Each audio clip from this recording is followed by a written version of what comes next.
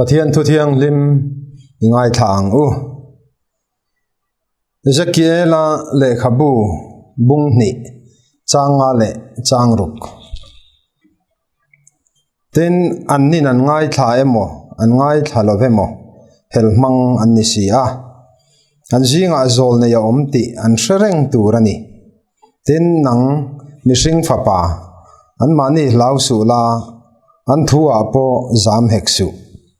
ine na chuan len ling le nim ling nei te omin khomol kai kuang jinga cheng ni ma la helmang ni ma sela an thu chu lausu la an landa na zam heksu atu thiang lim kan chiarte latpan mal som ro se amen voina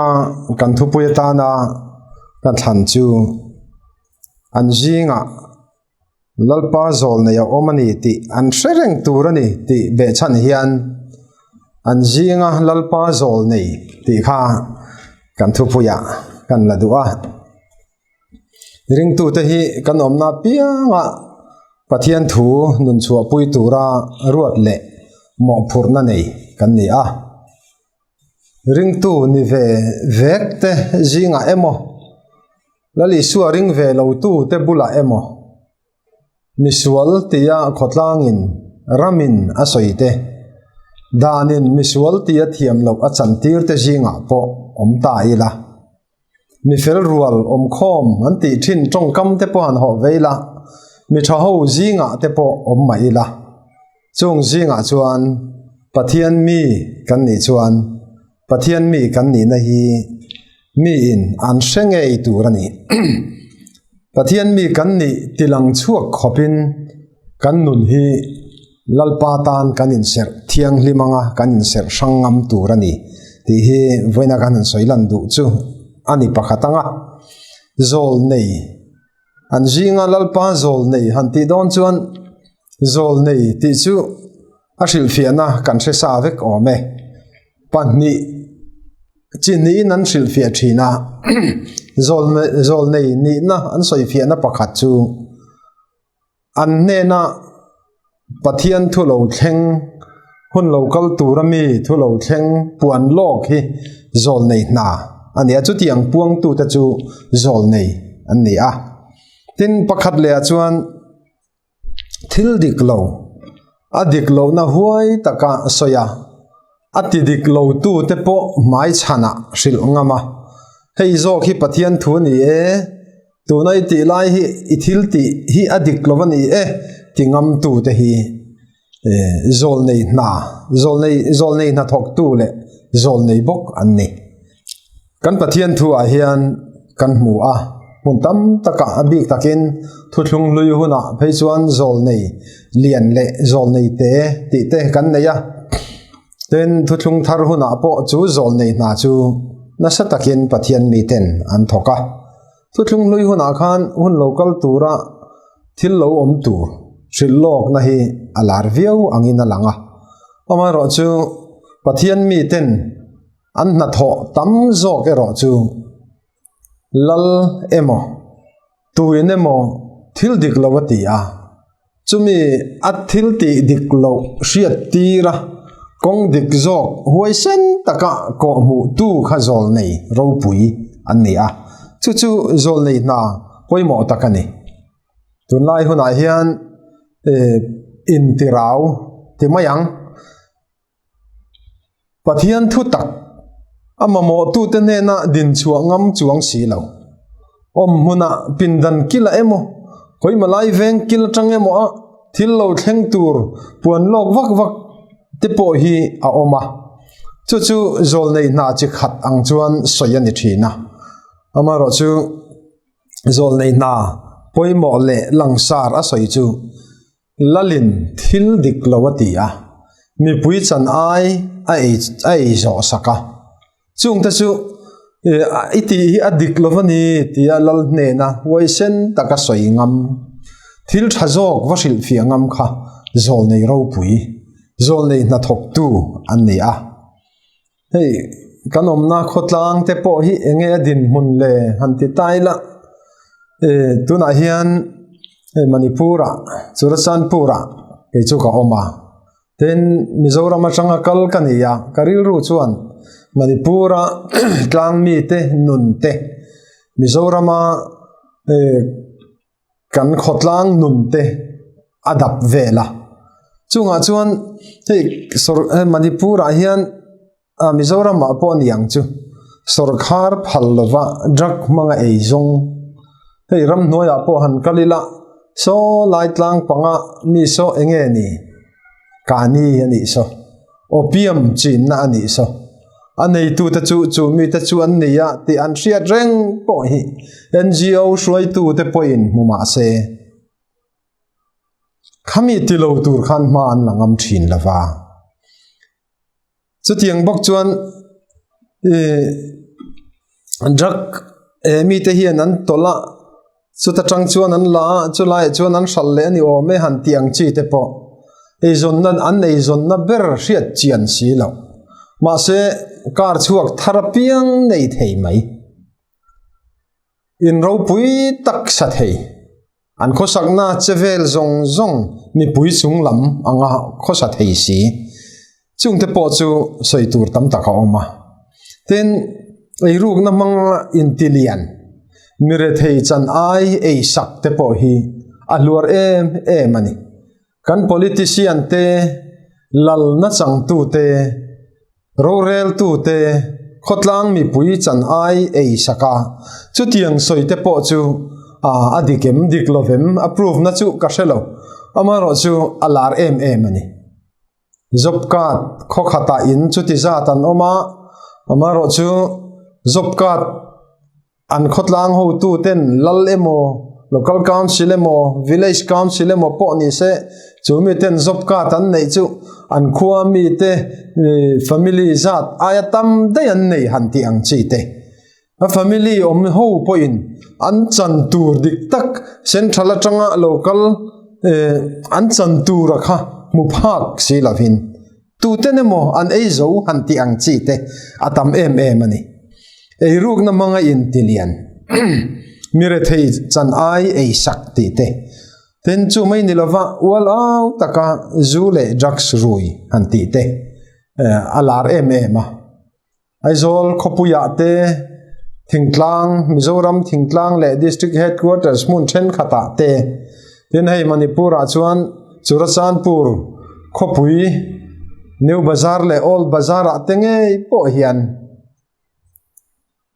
zak mia lova injection raksa diklo taka inchiu ngong hi ni tin mun tam taka mu tur anom ta rui te chu tun ma chuan zu ani emo thil dang ani emo mi nan riat lavin anin thashunga venkil khor emo khoila emo an biruwa tuna hero hi chuan ani ta hau lo mai ni heng mi damdo emo zu emo manga rui ching helai muna hian an kholaya an tlai var tam mai ni o mange ti tur ang chi mani na po hole horo u han ti donila chung ten an lo welcome to lo nu le pa in then broken family atanga an nun khatiang ra chuak lo omang chi te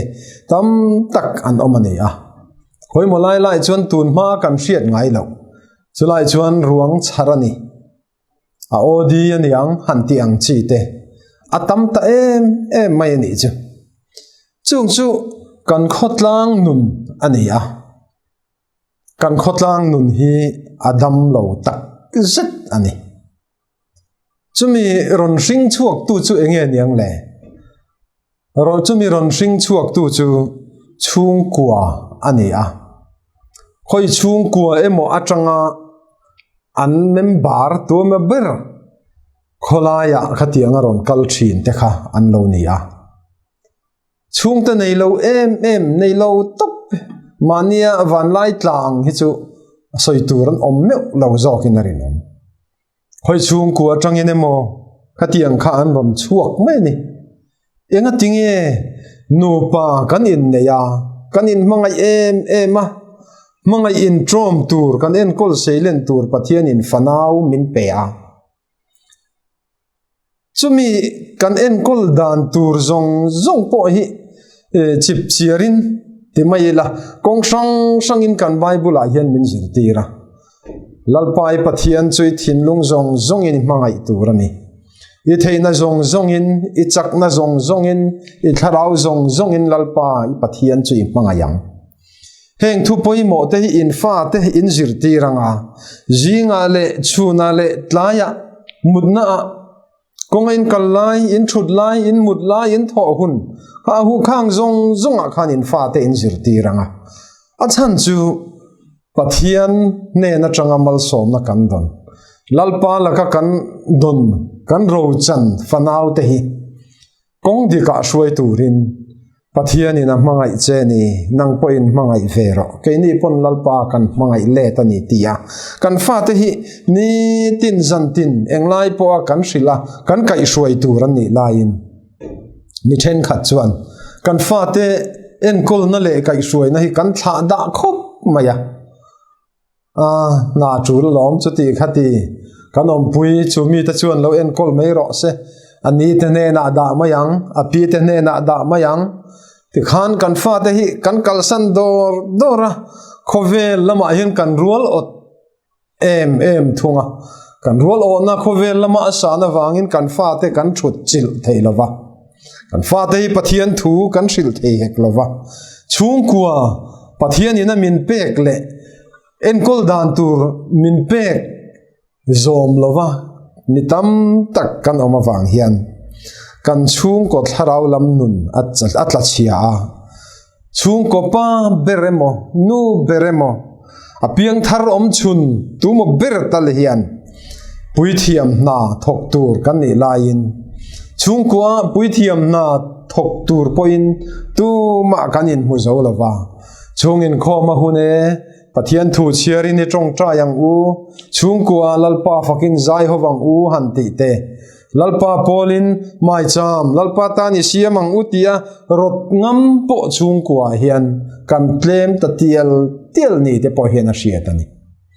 chu mai ani lova dik tak chuan chungkua kan chom du dan hi kut tling lova sum lak lu mi chan ai ei ruk sakten sum kan la lu ta dot mangin sarkara bil athene kan siama ti khan diklo taka kan sumai lu kha kan chung ko chom nan kan manga dam doi kan zuar ruwa chumi mang chuan chung kwa kan choma zu kan zuar ruwa chumi mang chuan chung kwa kan choma dot soin tuemo kan buma sum engemo kan hai chuka chuta tang chuan chung kwa kan choma kan chen pui chung ko member te hian engtia kan nei nge ti an hai hau lawa ala lu tu le chu tianga diklo taka thok chuak tu ngei po chuan pathian le a chung ko member ma za na aneya in thiam lo na aneya chungin khom na in lalpa ma mai chami siamang humiang pathian tu thiang lim chiari ni ngai thang u lalpa I pathian chui thinlung zong ini mangai turani ti te kan pathian hian do ta du lova ei ruk na du lova corruption na du lova in bum na du lova thudik chungkwa kan til ti diklo she tu te bula hian thudik din chua pui thudik puan chua ngam te hi alo har satial tiel ni te po hian alangani kan sualna ruk sheru tu reng te bula hian pathian thu tak puan chu a harta ani mai theiani ten chu mai chu ni lova pa ber emo nu beremo po then khat chu kan rui bova chung ko ro rel hei theilovin fanaute kai shuai konga kan fel na sa ema kan khotlang adamlo chan kha chungkua adamlo masak wangani chungkua hi kan dam lova kan na ani chumi ne na chon chan chin tha hril don maila tunge hrilang in tina hian lut kualila hanin zot kualila in chungkua hian piang thar in omem nangni chungkua hian pakhat tal pathian thu o in omem tharau mi pat piang tharin omem tin zotila omlo tia chang tu hi chu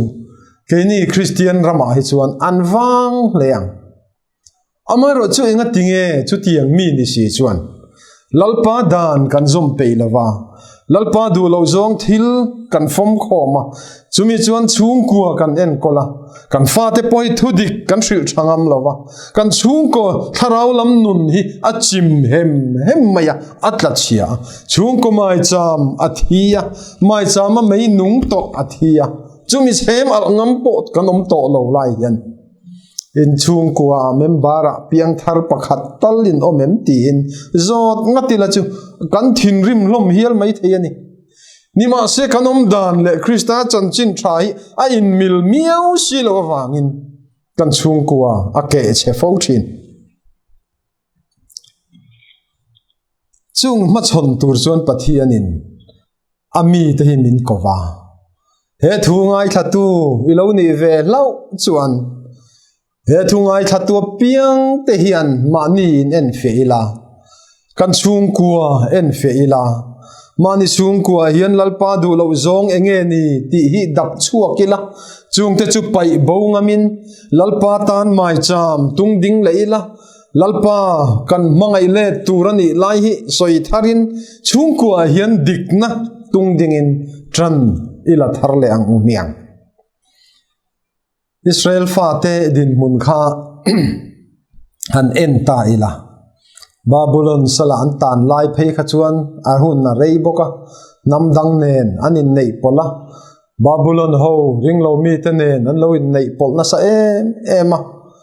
chumi na ngong tel chu pathian tak Jehovah belovin mitam tak chuan Babylon ho rang kachak milim te bong te a ram huai an ti te pon yang khatiang zok kha an lo bia chung konun atla chena sa dikna atla niama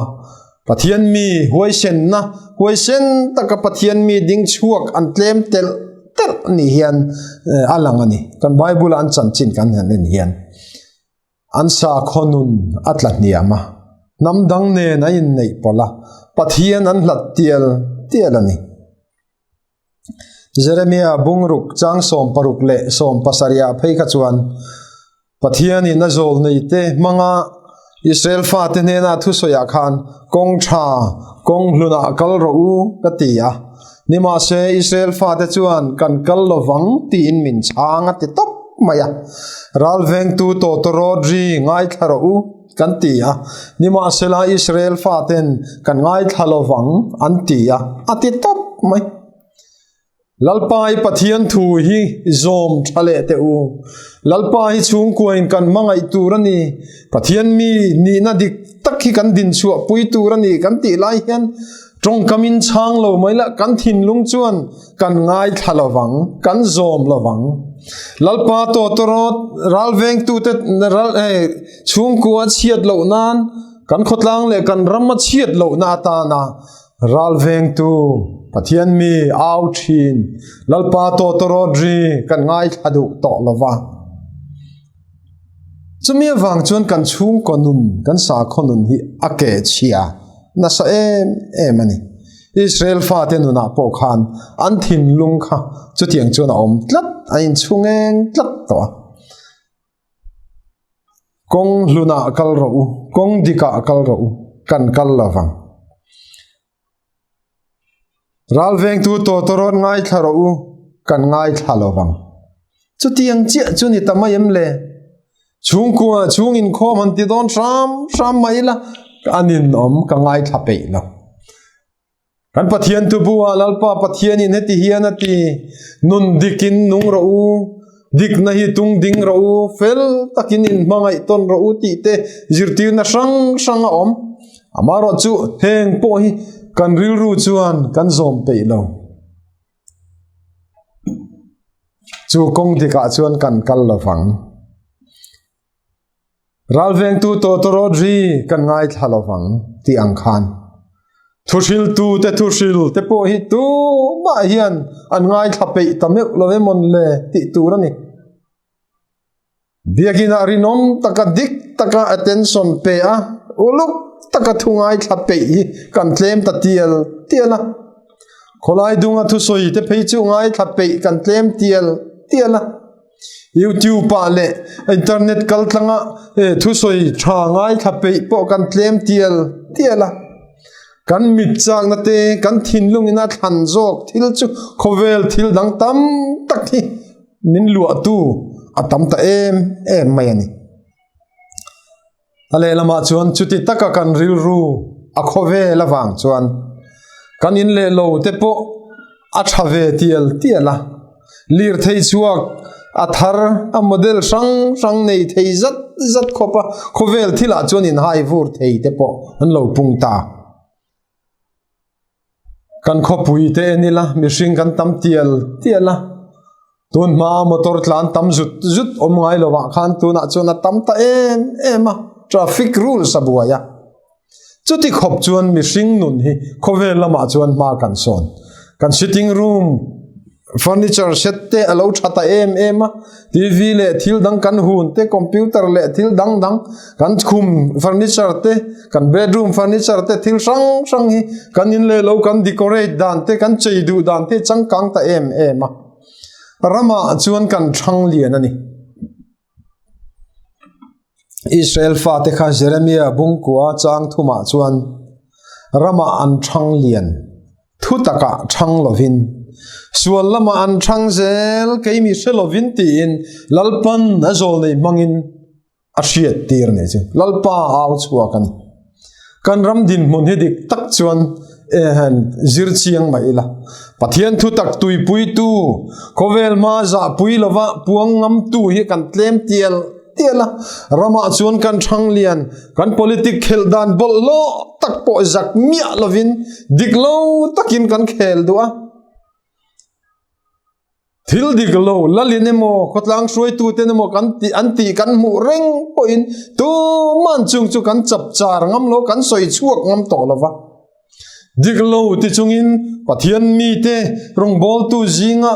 zak mia lova rong bol tu lang sarang maya bible le labu bekan aka an kuwa an kalzat ngam te lalpa thin ur mai avaron thleng mai om ve o rama an thang lian thu taka thang lovin hel mang naman ni tin Ezekiel a phei chuan bung ni chang thuma changa khana soi top mai ni hel mang nam chuan lul Israel fa te a soi na ni a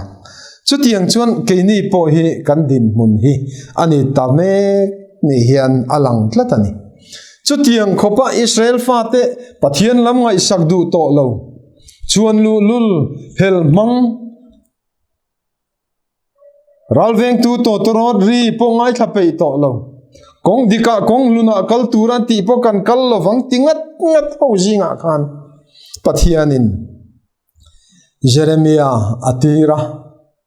Ezekiel atira Jeremiah chuan an ena tingai na sevio lo ani mai thei lalpan min tir tlat boxia ka unau te ka chi pui te nun hi en hian dikna atlem ta em dikna afam ta ati top na chuta chuna ril ru na ngoya engtin nge ti kha o lungai na hian in thamuan thei takila o chungri la chuan ka thin lunga chaw zo ta kha ni top mai ni chuan bu seng hun aliama ma se chandamin kan la omlo engtin nge niang le ti kha aw la ni top mai lungai na hian in thamuan thei takila o chungri la ka thin lunga chaw zo ta chutiang nam lul zinga chuan Ezekiel apo kha pathian in atira chuan lul tak an nia amaro chu ka thu an hne na ipuang turani an ngai tha emo ngai thalo vemo ka thu chu an hne na isil reng turani ti ni top mai tununa hian he thu ngai thatu kan pathian thu se tu te ne na hian ngen na ka siam du chu pathian in chung ko zinga piang thar pathian tran tu ni ini tat chuan a sereng amu chiang khop mai chu tiang mi chung tina in lawom lavani chuan I chung ten an ngai khadu emo ngai khadu lovemo lalpa mai cham siam sam ro chung kwa hian lalpa ma thing thin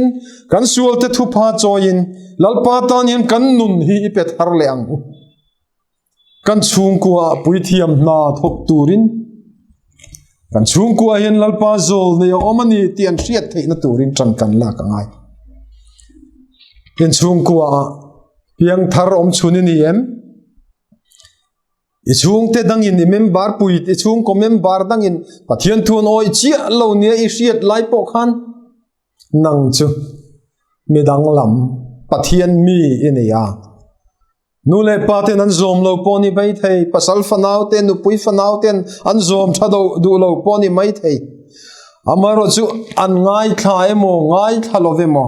an zinga pathian mi lalpa zol ne omani ti an senge turani ti lalpa thu pe kan itlat mai chungkwa piang tharom chun pathian lam trangom chun kaloni chuan chungten min do dal ma se kan chungkwa hian lalpa thu kan hril ngei turani cha lali suwa point chan chin tha khan eng tin nge ti kha khovel eng in ni e ti kha chungkwa kha thim le ma se chungko ti eng tu tur chungko member ten an ngai thalo mo he thu hi hril reng turani ti ang khan lalpa tan mai cham kan siamanga kan pathian hian min mangaya sin lalpa hi ndayang u kan sual te simin lalpa ma ikunang utia rot tu tur kan nia voina hian he thu ka soilaya karil rolian perchu pathian mi ala om chun lalpa tran ngam tlat tu la om chun te hi khoi ange kan om le chung mi te chu khovel mi te chim nakara kan omani mai thei politics tuinu zinga achim kara po kan zuang lut veni mai thei